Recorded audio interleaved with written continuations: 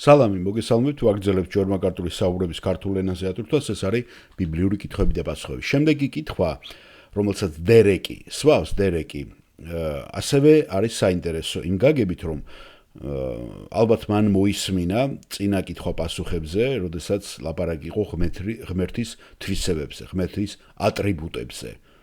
და იქ ჯორ მაკარტურმა ილაპარაკა გამორჩეულად სიყვარულზე, რომ სიყვარული არის ძალიან ძლიერი მამოძრავებელი.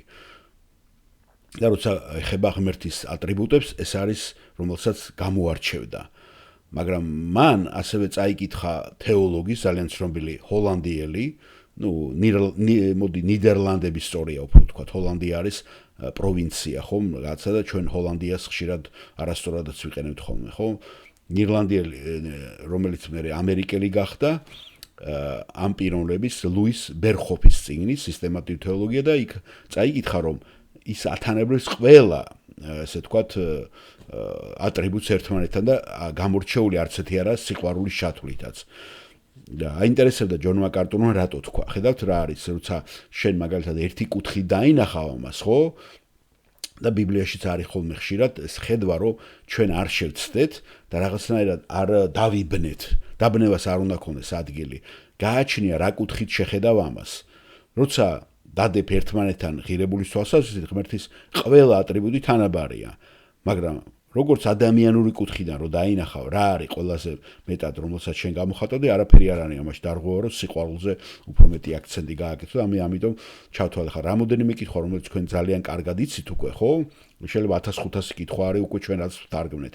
და არ მინდა ყოველთვის გავიმეორო ხოლმე, მაგრამ ეს მნიშვნელოვანი მინდა, რომ აი ადამიანის აზროვნება როგორ არის ხშირ შემთხვევაში, რომ შეიძლება თქვენც ზოგჯერ წინააღმდეგობაში მოხვიდეთ, როცა ვინმეს უსმენთ.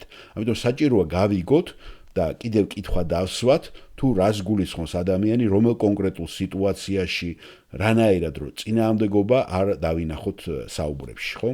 აი ამიტომ დავტოვე ეს კითხვა მე და ვთარგმნე. ღმერთის ყველა ატრიბუტი, ანუ მისი თვისები სრულიად თანაბარია, თუ რომელიმე უფრო მნიშვნელოვანია.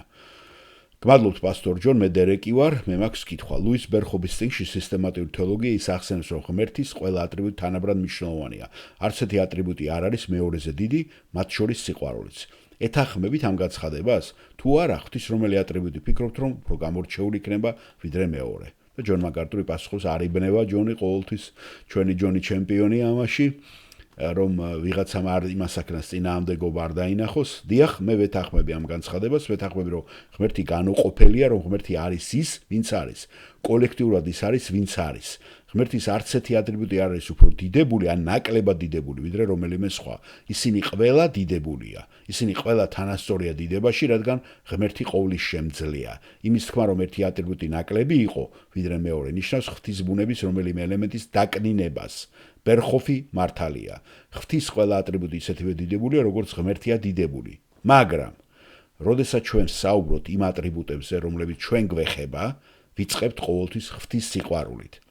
ღმერთმა ისე შეიყვარა სამყარო, რომ მოგვცა მხოლოდ შობილი მისი ძე. ეს ანიშნავს, რომ მისი სხვა ატრიბუტები რაიმეთი ნაკლებია, მაგრამ სიყვარულია ის, რაც გამოსყიდვას იწვევს. რამდენიმე კვირის წინ ჩვენ ამაზე ვსაუბრობდით, რომ ღმერთს უყვარს, რადგან ღმერთი სამებაა. თუ ღმერთი ერთი ღმერთი იქნებოდა, მას არ შეეძლო სიყვარულის ატრიბუტები ქონოდა, რადგან მარადიულად არ იქნებოდა ამის გამოხატვის გზა, ის ვერ იარსებებდა. გესმით ხომ, რასაც ვამბობ? ეს არის მაგალითად ალაჰი, ნებისმიერი სხვა ღმერთი. თუ არსებობს მხოლოდ ერთი ღმერთი, რომელიც მხოლოდ ერთი პიროვნებაა, მაშინ მას არ ეყვარებოდა, არ უყვარს. ამას ხედავთ სრულ რელიგიებში, სადაც ღმერთი ერთი ღმერთია. სიყვარული არ არსებობს, მაგრამ ღმერთს მარადიულ სამებას თავისი ბუნებით სიყვარული აქვს, რადგან მათ უყვართ ერთმანეთი.